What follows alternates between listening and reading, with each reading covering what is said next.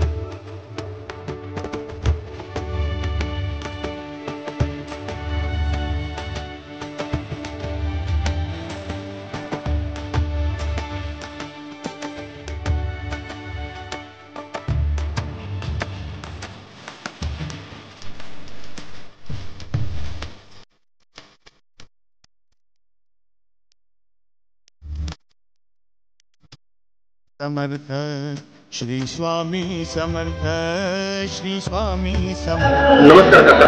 नमस्कार. श्री स्वामी समर्थ. आज या ठिकाणी गंगापूरमध्ये आल्यानंतर संगमेश्वर मंदिरात स्नान करून स्वच्छ हात स्वच्छ करून त्यानंतर वटवृक्षाचं दर्शन करून स्वामी समर्थ महाराजांचं दरबारात दर्शन घेतलं आहे. या निमित्तानं तुम्ही काय माहिती सांगता मला? इथं ज्या वेळेस महाराज कार्यरत होते त्यावेळेस गावातल्या निर्गुण पादुका मंदिरातून संगमावर रोज त्रिकाळ संध्यासाठी जात असत. त्यावेळेस इथं शेजारी विश्रांती कट्टा आहे, त्याच्यावर 10 मिनिटं विश्रांती घ्यायची सकाळ दुपार संध्याकाळ. त्यावेळेस इथला जो शेतकरी होता पर्वतेश्वर, तो शेतातली सगळे कामं सोडून महाराजांना रोज लोटांगण घालायचा. त्यावेळेस 12 वर्षांनी महाराज प्रसन्न झाल्यावर एकदा महाराजांनी विचारलं, मंदिरातून आल्यावर निर्गुण पादुका मंदिरातून कट्ट्यावर आल्यावर विश्रांती कट्ट्यावर बसले महाराज. त्यावेळेस विचारलं पर्वतेश्वरला, तो आल्यावर त्यांनी लोटांगण घातल्यावर महाराजांनी विचारलं, अरे पर्वतेश्वर तुझी मनोकामना काय? त्यावेळेस त्या पर्वतेश्वरने सांगितलं की महाराज, भारतात आता सध्या सर्वत्र दुष्काळ पडलेला आहे. जसा आपल्याकडे आता मध्यंतरी कोरोना येऊन गेला तसा त्यावेळेस दूषित वाऱ्याचा रोग लागला होता. सगळे पिकं नासले होते भारतभर. गाणगापूर परिसरात कुठंच पीक नव्हतं, इथं सुद्धा पीक नासलेलं होतं.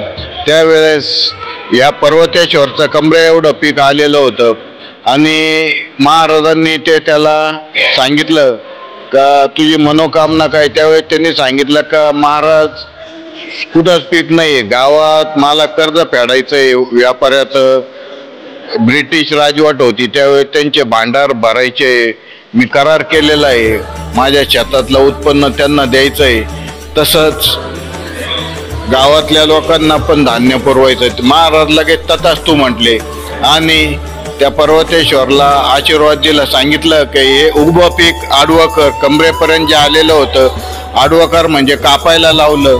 त्यांनी ते श्रद्धेने कापलं.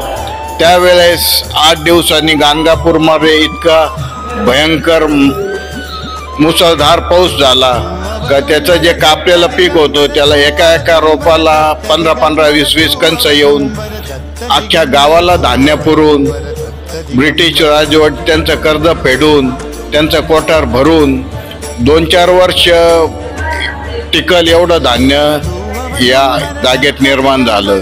म्हणून या स्थानाचं विशेष महत्व आहे. तिथंच आपलं केंद्र उभं आहे. इथं रोज हजारो लोक येऊन गुरुचरित्र पारायण करून जातात. इथं संगमावर गुरुचरित्र घडलेलं आहे. महाराज पिंपळाच्या झाडाखाली बसायचे, त्या औदुंबराच्या झाडाखाली बसायचे संगमावर. त्यावेळेस ज्या लीला घडल्या त्याच्यातून गुरुचरित्र लिहिलं गेलं. सर्व प्रकारच्या समस्या, सर्व प्रकारच्या दुःखावर गुरुचरित्र एकमेव उपाय आहे. ज्या वेळेस मानव सर्व प्रयत्न करून टाकला, कोणी मदत करायला तयार नाही, अशा वेळेस शेवटचा पर्याय गुरुचरित्र आहे. म्हणून इथं रोज हजारो लोक अख्ख्या भारतभर सर्वत्र